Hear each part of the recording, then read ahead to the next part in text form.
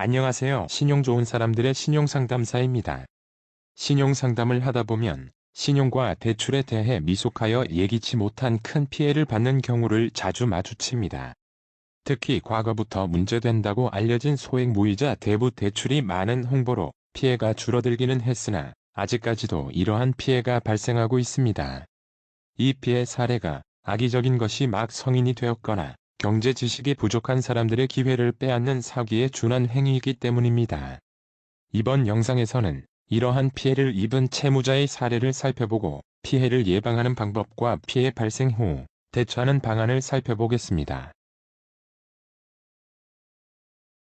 취업 준비 중 생활비가 떨어졌고 아르바이트 급여도 나오려면 아직 시간이 많이 남아 급하게 대출을 알아보았습니다. 그러나 아직 취준생이기 때문에 대출이 불가했고 필요한 금액도 많지 않았습니다. 3주 정도만 있으면 알바비가 들어오기에 잠깐만 쓰고 상환할 수 있었습니다. 그러다가 1개월 무이자로 소액 대출이 가능하다는 카드 팜플렛을 보게 되었습니다. 저에게 딱 맞는 대출이라 생각해서 연락하였습니다. 진짜 무이자로 가능하냐고, 당일 입금 가능하냐고 여러 가지를 물어보았는데 모두 가능하다고 안내받고 바로 대출을 하였습니다. 3주 후 알바비가 들어오고 진짜 무이자로 상환을 하였습니다. 이후 취업까지 성공하였습니다. 취업 후 전세 대출을 알아보기 위해 은행에 상담을 갔습니다. 은행에서 신용점수가 매우 낮아 대출이 어렵다는 충격적인 말을 들었습니다. 어쩔 수 없이 대부에서 대출을 받아 전세가 아닌 월세로 이사를 하게 되었습니다. 신용점수가 이렇게 낮아진 것을 후회하였습니다. 발생하는 문제점을 자세히 살펴보겠습니다. 무이자를 조건으로 과한 대출금을 이용하도록 유도합니다. 소액으로 광고하지만 연락을 하면 신용이 좋다고 하고 무이자로 받으려면 필요한 금액보다 많이 대출을 받아야 한다고 안내를 합니다. 채무자는 무이자이기 때문에 별다른 이상함을 느끼지 못하고 대출을 받게 되고 돈이 생긴 채무자는 과소비를 하는 사례가 많이 발생합니다. 이렇게 과소비를 한 채무자는 무이자 기간 동안 상환하지 못하게 되고 이후 최고 이율의 대출을 이용하게 됩니다.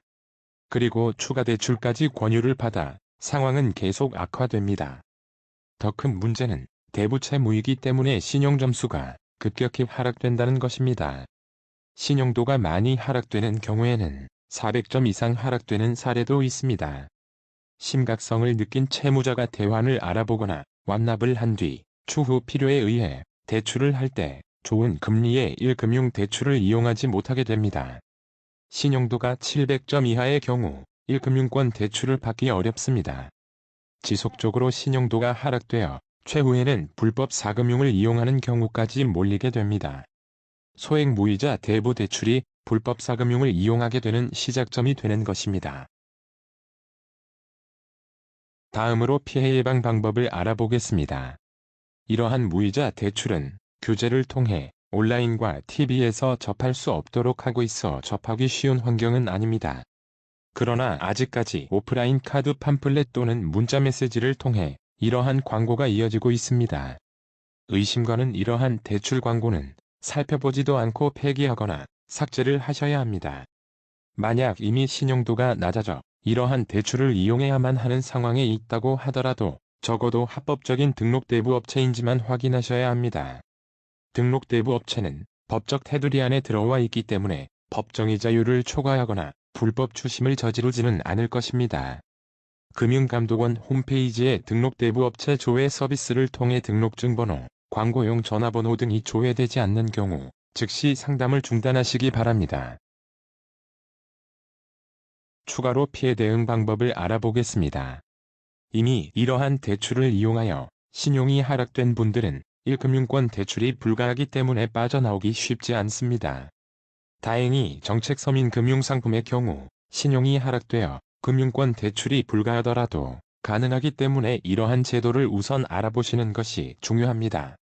대부업 등 고금리 이용이 불가피한 저신용자를 위한 햇살론 15, 햇살론 15마저 이용이 어려운 최저신용자를 위한 최저신용자 특례 보증, 불법 4금융에 노출되기 쉬운 취약계층의 소액 생계자금을 위한 소액 생계비 대출, 저소득 및 저신용 근로자의 생계 자금을 위한 근로자 햇살론, 만 34세 이하 대학생, 청년층의 학업, 주거, 생계 자금을 위한 햇살론 뉴스, 신용카드 발급이 어려운 분들을 위한 햇살론 카드, 신용도와 부채 상태가 개선된 정책 서민금융상품 성실상 환자를 위한 햇살론 뱅크, 영세자 영업자에게 낮은 금리로 창업자금 또는 운영자금을 지원하는 미소금융 등을 서민금융진흥원을 통해 받으실 수 있습니다.